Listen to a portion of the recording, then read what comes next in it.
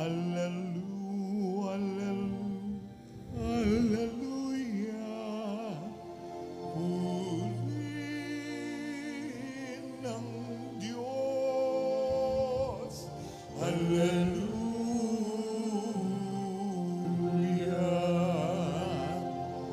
Purihin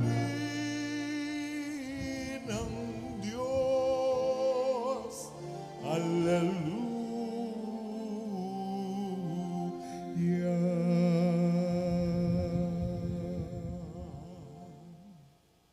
Sumainyo ang Panginoon. At sumaiyo rin.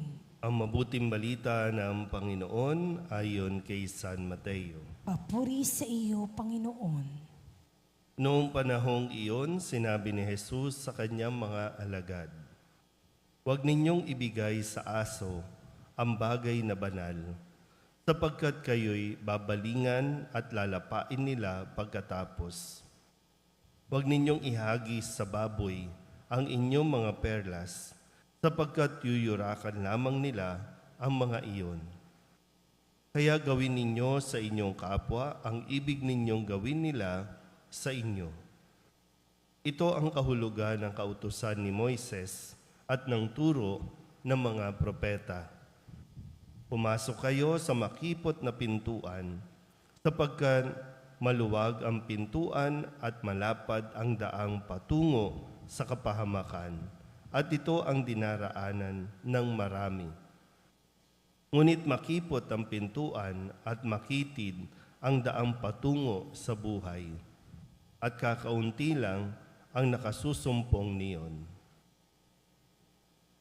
Ang mabuting balita ng Panginoon. Pinupuri ka namin, Panginoong Heso Kristo. Isang magandang umaga po sa inyong lahat. Ngayon po ay Martes ng ika-12 linggo sa karaniwang panahon. At tayo po muli ay ginagabayan ng ating mga pagbasa kung paano tayo mas magkakaroon ng maayos o tahimik na araw-araw na pamumuhay natin. Yung gabay na binibigay sa atin ngayon, no, gaya ng sinabi niya na gawin ninyo sa inyong kapwa ang ibig ninyong gawin nila sa inyo. Ito ang utos, no, at kahulugan ng lahat ng mga aral na binigay ni Moises at ng mga propeta. Ulitin ko po ulit, no? Parang ito po yung tinatawag na natin din na bahagi, no, ng golden rule. Gawin ninyo sa inyong kapwa ang ibig ninyong gawin nila sa inyo. At ano ba ang gusto nating ginagawa sa atin din? Meron ba tayong hinangad na gawan tayo ng masama? Diba ang gusto natin lagi ay yung gawan tayo ng kabutihan.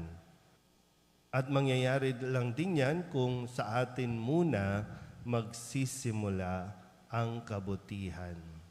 At siyempre, hindi na yung motivation natin, no, na hindi tayo tutulong dahil lamang gusto natin tulungan din tayo pagdating ng araw. Kasi kung yun lang, sa simula pa lang, yun lang ang gusto natin, mali yung ating pong motivation. Gumagawa tayo ng mabuti kasi sa simula pa lang, tayo po ay mabuti at mabuti ang hangarin natin. Kasi may mga pagkakataon at yung realidad na gumagawa tayo ng mabuti pero merong mga tao na gagawa ng hindi mabuti sa atin. Meron pa nga kapag gumawa ka ng mabuti, pagtatawanan ka pa, huhusgahan ka pa, pagdududahan ka pa.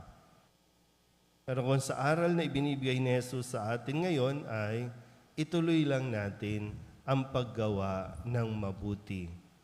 Kahit walang nakakakita, gumawa tayo ng mabuti at maging mabuting tao tayo. Kasi ito din naman talaga yung sinasabi ni Jesus na kung ano yung gusto mong gawin ng kapwa mo sa iyo, ikaw muna ang magsimula na gumawa niyan sa iyong kapwa. Kung gantihan ka ng kabutihan, salamat sa Diyos. Kung hindi nila ma-appreciate ang iyong kabutihan, salamat sa Diyos pa rin. Kasi alam natin yung pakiramdam na walang tumutulong. Kaya nga minsan, nararanasan natin yung mga sobrang kawalan, nararanasan natin yung mga paghihirap, hindi para pagtripan lang tayo ng Diyos, kundi para mas matuto tayo magkaroon ng simpatya sa nararanasan ng iba. Kasi alam mo kung ano ang pakiramdam ng wala.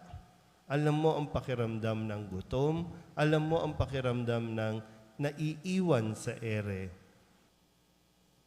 So, kung alam mo yon, so hindi mo ito gagawin sa iyong kapwa. Kasi alam mo yung hirap na pagdaraanan o pinagdaraanan ng isang tao na pakiramdam niya mag-isa lang siya.